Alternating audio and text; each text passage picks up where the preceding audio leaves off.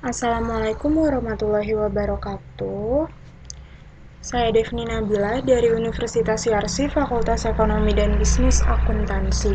Saya di sini ingin menjelaskan tentang penyembuhan uji asumsi klasik.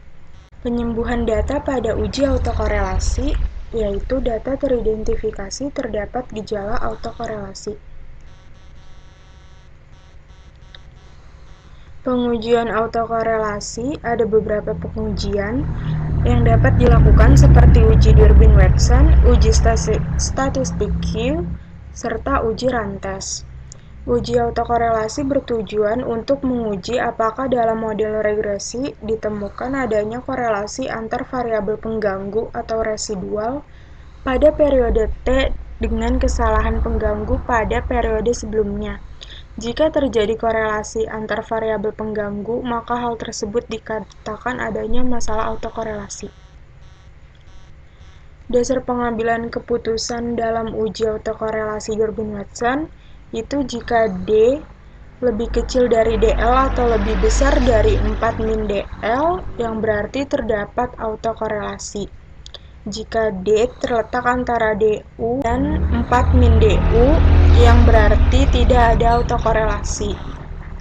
Jika D terletak antara DL dan DU atau di antara 4 min DU dan 4 min DL, maka tidak menghasilkan kesimpulan yang pasti. Kelemahan pengujian autokorelasi pada uji Durbin-Watson, yakni jika nilai Durbin-Watson terletak antara DL dan DU atau di antara 4 min DU dan 4 min DL, maka tidak menghasilkan kesimpulan yang pasti. Apakah terjadi gejala autokorelasi atau tidak? Jika demikian adanya, maka alternatif yang baik untuk mengatasi masalah autokorelasi ini adalah dengan menggunakan metode lain, seperti uji rantes. Faktor-faktor lain terjadi gejala autokorelasi adalah sebagai berikut: adanya kesalahan dalam pembentukan model regresi, tidak memasukkan variabel yang penting dalam model regresi, memanipulasi data menggunakan data yang tidak empiris. Uji rantes merupakan bagian dari statistik non-parametrik yang dapat digunakan untuk menguji apakah antar residual terdapat korelasi yang tinggi.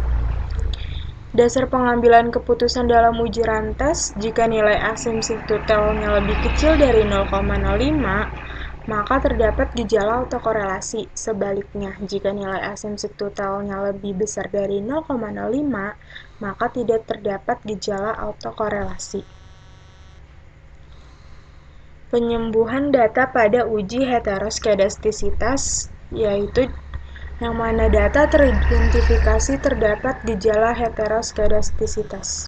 Solusinya, dalam kasus pengujian heteroskedastisitas dengan uji Glatzer, itu seringkali terdapat gejala heteroskedastisitas. Cara yang perlu dilakukan agar model regresi terbebas dari gejala heteroskedastisitas yaitu melakukan alternatif pengujian lain untuk mendeteksi ada atau tidaknya gejala heteroskedastisitas, seperti uji heteroskedastisitas dengan grafik scatter plot, uji Park, dan uji White.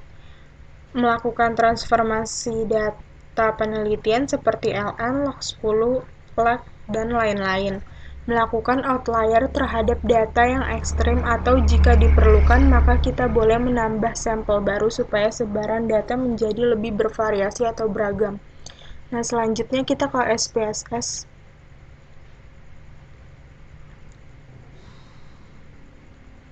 Di sini saya sudah mengimport datanya. Selanjutnya kita akan melakukan uji autokorelasi menggunakan uji Durbin-Watson. Caranya, kita klik Analyze, pilih Regression, klik Linear. Untuk dependennya kita masukkan yang Y, dan independennya kita masukkan yang X1 dan X2. Kita ke statistik, kita checklist yang estimate, model fit, dan collinearity diagnostik, lalu kita checklist Durbin-Watson, continue, lalu kita ke save. Untuk residualsnya, under standardize-nya kita checklist, continue, oke.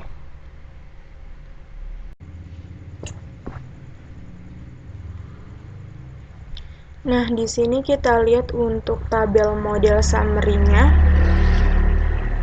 Untuk nilai Durbin-Watson-nya itu 1,072. Nah, untuk mengetahui nilai DL dan DU-nya, kita perlu menggunakan nilai K dan M.